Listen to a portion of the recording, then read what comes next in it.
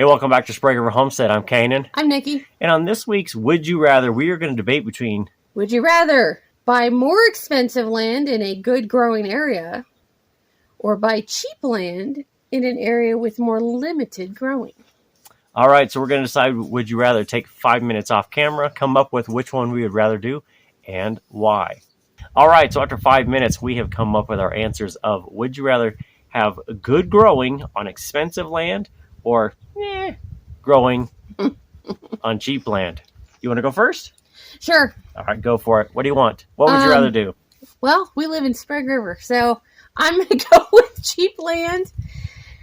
Look, given a long enough timeline, you can make anything better. Okay. So, been here, what, 9 years? 9 years. I've been here 9 years. And was the growing crap the first year? Yes. Have I had to bring in a lot of soil and amendments? Yes, I have. But a lot of these places that have good growing, you almost feel pressured to grow year round because you can. Here, you can't. Okay. You can't. The cutoff is like October, November. Even with a good greenhouse, by January, we can be sub-zero. It's really tough to grow in that. Yeah, so I'm going with the cheaper land because the more money I save, the more I can do other stuff. So cheap land is a bonus to me. But yeah, on a long enough timeline, you can fix anything. So you can... I think it also keeps people from going too fast. The more expensive, really good land, I think people feel really pressured to get like everything in and have these huge gardens while you're trying to do other stuff. With the poorer land, you have to work a little harder at it, which means you kind of go a little slower by necessity. You can't, like we have like 30 some odd garden beds. That's taken me 9 years to get to. Because it was, okay, well, we got 4 that work really good, so we'll add a few more, and we'll add a few more, and we'll add a few more. In a good growing, because we lived in Mississippi, and when we put our garden in, the year we did it, it's a really good growing zone. The ground can be a little bit more clay, but once you get it going, we started planting potatoes in like January there. We didn't finish harvesting till November. So your off season was very short. But we also had like 30 garden beds right out of the gate, which was way too much. Yeah. Way too much stuff to deal with. But you feel pressured. You're like, oh, I can grow anything, so I'm going to grow everything. And it basically puts a whooping on you. I would agree with that. I think I'm going to choose between expensive land, even if it's good growing or not. I don't think the price differential, even on a monthly payment, because most of the time you're not paying cash for a really expensive piece of property. You're financing it, on a 30-year loan or a 15-year loan and different things. I think the price differential per month alone, even if it takes you longer to get it there, I feel like you need to take that money and invest it probably just better in amendments, like you said. Every year we would add 1 to 2 beds or 2 to 3 beds and amend the previous years. And now lately we've had enough buildup of soil in most of the beds that we can now just amend it with rabbit manure, chicken manure, everything we can do there. But I'm going to agree with you.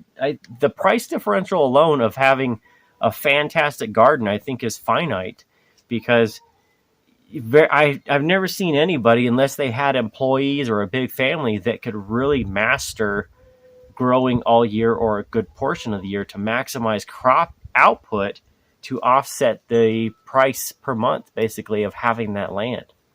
Yeah, I didn't think about that, but you're right. It is kind of if you're going to buy the more expensive land for the purpose of growing, you really need to get enough bang for your buck to really make it worth the price difference.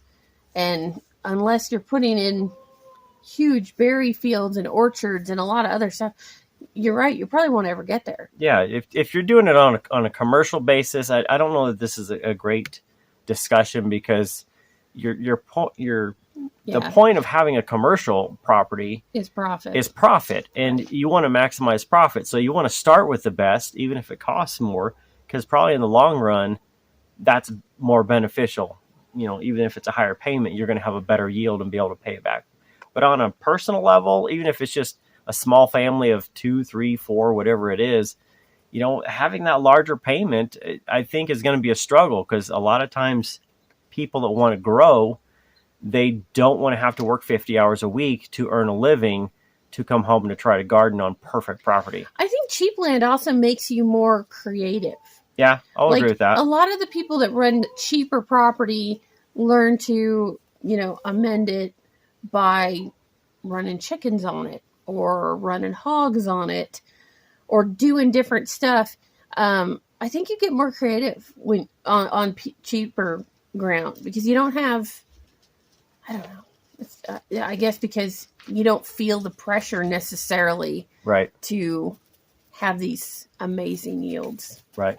I agree with that. So I think that's 2 for the cheap land, even if you got to work a little harder. People are watching this going, these guys will always take the cheap option.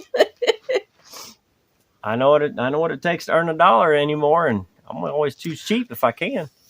And this does come from experience. We had an expensive little piece of property in Mississippi years ago. Yeah, we did. And the stress of the monthly payment for what and the stress of the monthly payment on top of the stress you put yourself under to make that land produce is way different than it is here. Right. Because it's a cheap piece of land. You know that it's not good growing conditions to begin with.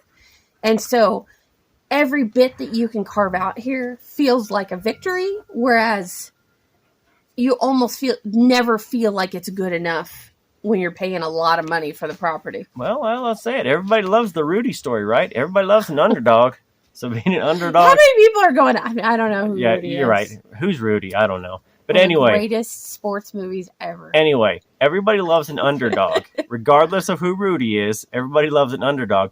So when you get like this, I think we got 5 strawberries this year out of our plants. Maybe 5. Maybe 5? No, I think I got like 10. Okay, so we got 10 strawberries this year. And I tell you what, they were the sweetest strawberries I had off this property all year. They were the only strawberries you got. Don't throw that in there because I want it to be a win, not a... Well, yeah, that's technically correct. Anyway. Right. Go for the cheaper land if you can. Work hard at it, and you're going to find that you feel much better about it other than you had the perfect scenario and you didn't maximize it, and then you feel bad about yourself because you didn't do enough. Just do enough. All right, so that's it. 2 cheap, 0 for expensive land. That's it for Sprague Homestead. If you have other topics you want to throw in there for future episodes, or you have a comment on this one, would you rather do cheap or expensive land? Let us know down below. Otherwise, we'll see you next time. Happy homesteading.